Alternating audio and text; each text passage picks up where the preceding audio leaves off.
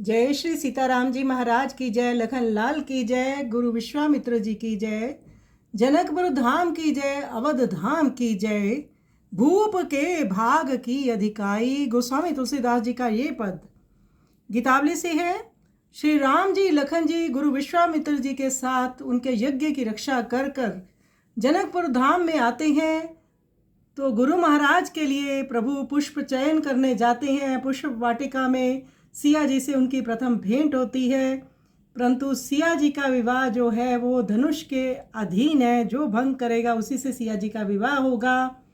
जब राम लखन जी नगर भ्रमण को निकलते हैं तो सभी लोग उनको देखकर आनंदित होते हैं और ये मनाते हैं कि इन्हीं से हमारी सिया जी ब्याही जाएं, जिसके ब्याह से ये पुनः पुनः जनकपुर धाम में आएंगे और फिर हमें उनको देखने का सौभाग्य प्राप्त होगा।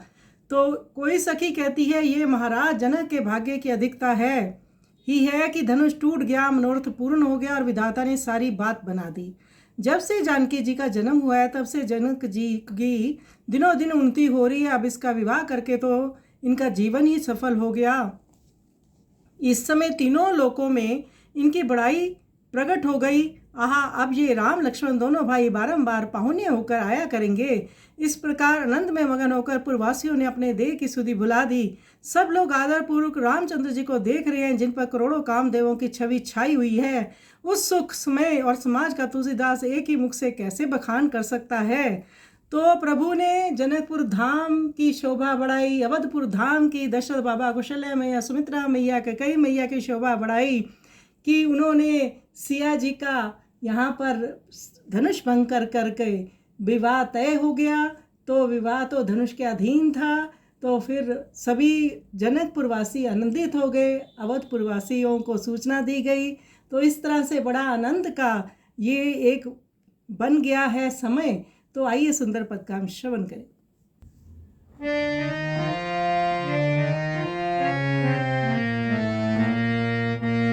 भूप के भाग की अधिकाई, भूप के भाग की अधिकाई, टूटयो धनुष मनोरथ पूजयो, विधि सब बात बनाई बनाई। भूप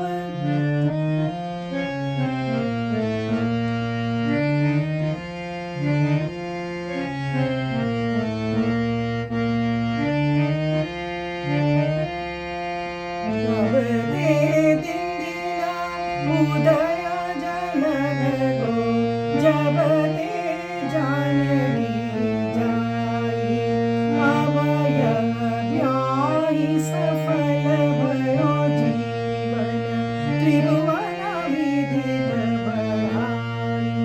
भूप के भाग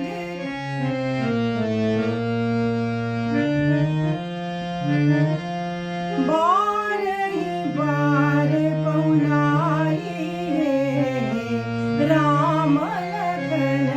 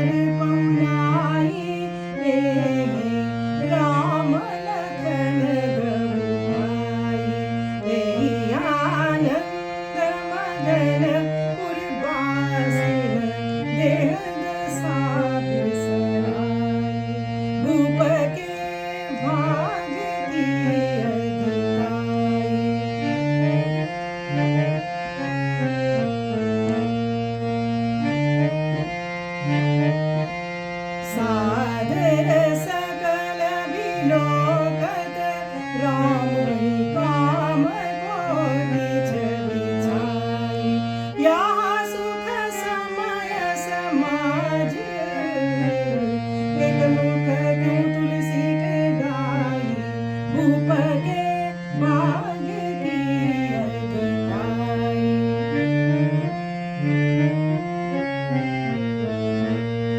भूप के भाग्य की अधिकाई। टूटयो धनुष मनोरथ पूजयो विधि सब बात बनाई।